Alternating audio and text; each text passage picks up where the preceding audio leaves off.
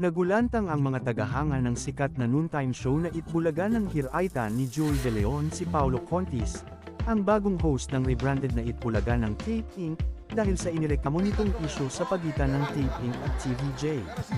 Sa isang pahayag, sinabi ni Paolo Contis na hindi pa pinal ang desisyon ng Intellectual Property Office patungkol sa pagkansela sa trademark registration ng Tape Incorporated at pagpapabure sa TVJ.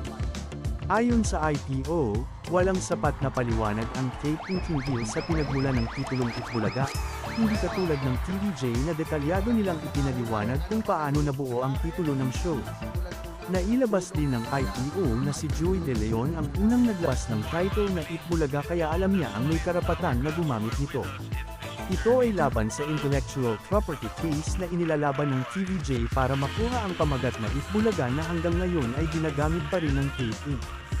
Hindi pa rin ginagamit ng TVJ ang pamagat na Itbulaga sa kanilang show sa TV5 dahil ginagamit pa rin ito ng katapat nilang show kahit inilabas na ng IPO ang desisyon patungkol sa nasabing kaso.